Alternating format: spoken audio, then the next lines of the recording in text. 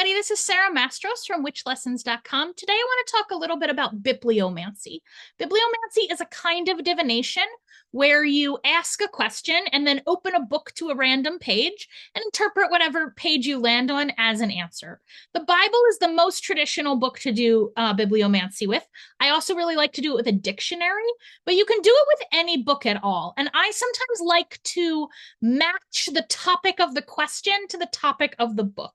So today we're going to do a little bibliomancy with my new book, Introduction to Witchcraft, 13 Lessons in the Practice of Magic, which has been out for a couple weeks now, and you can buy it anywhere books are sold. It's very fabulous, and you should read it. And we're going to ask a question about bibliomancy, right?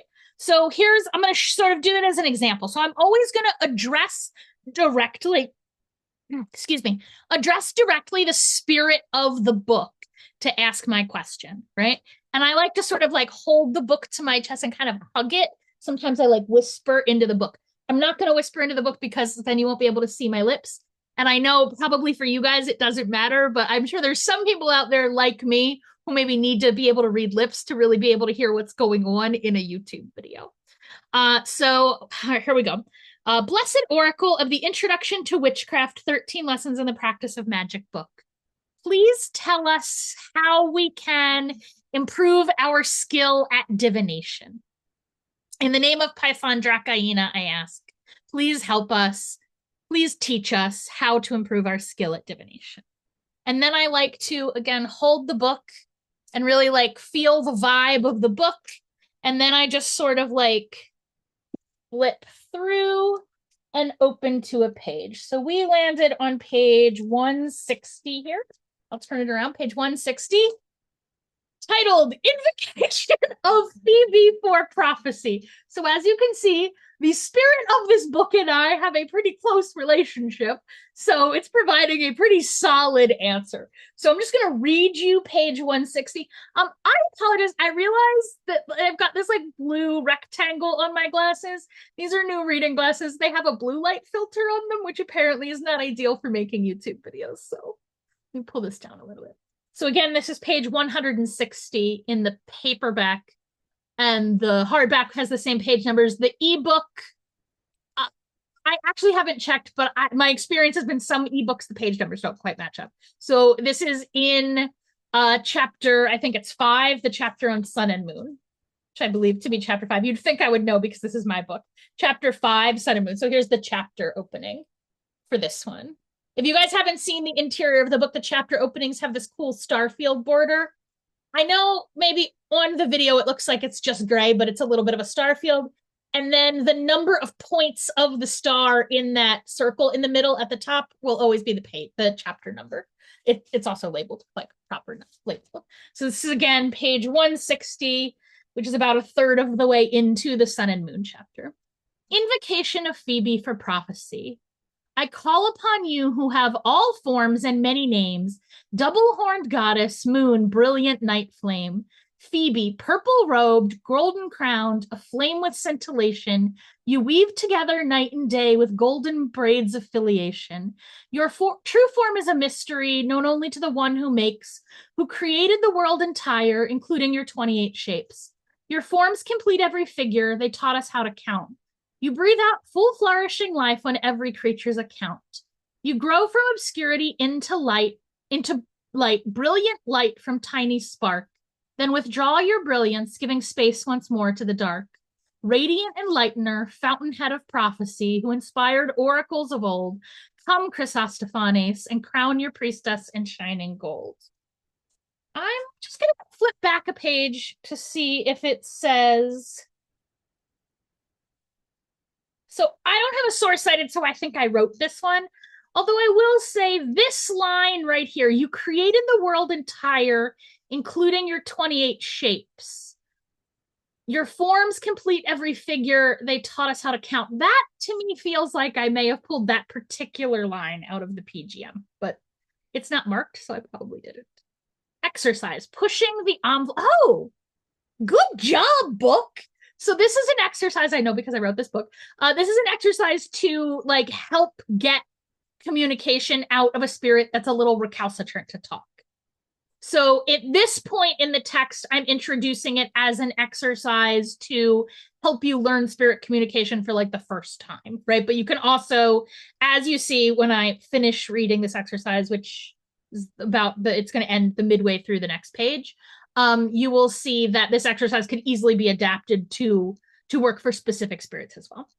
So now I'm just reading. Choose a spirit associated with revelation and or communication. Here I use the example of golden crowned Phoebe. So that's Phoebe Chrysostophanes.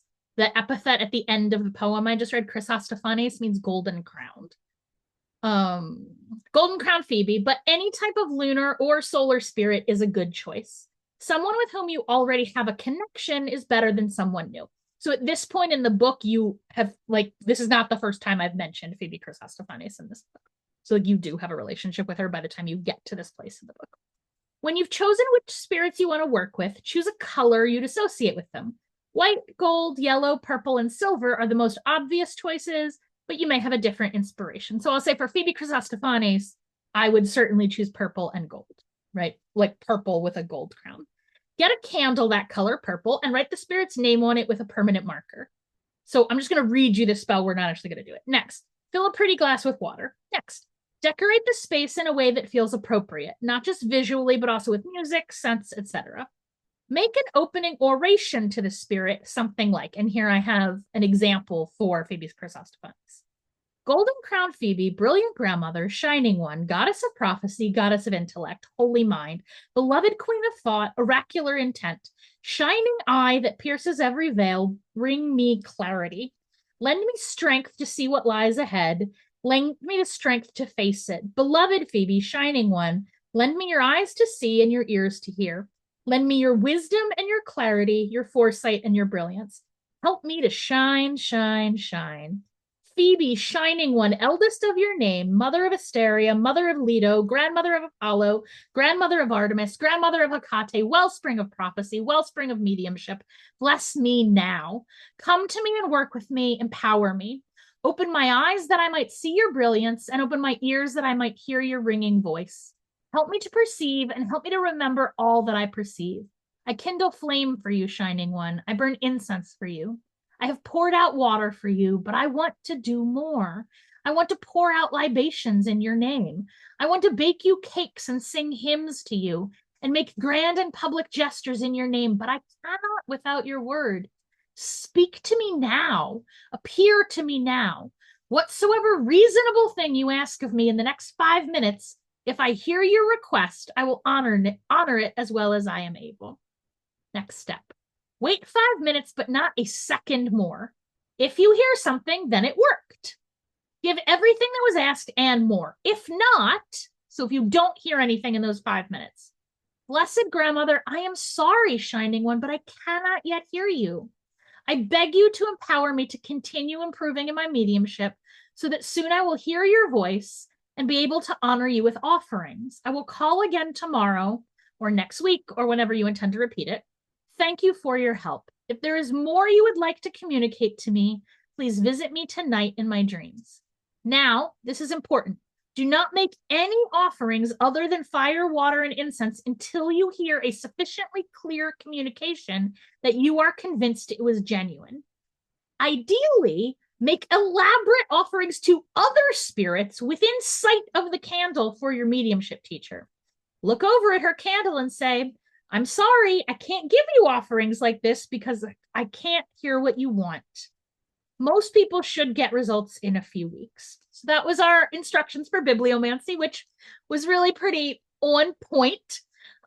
So one of the ways that you can use this book, right, instead of reading it front to back like a textbook, if you want to sort of mimic the experience of being taught by a spirit, you can just open this book at random points and sort of learn it in whatever random order the book chooses to feed it to you.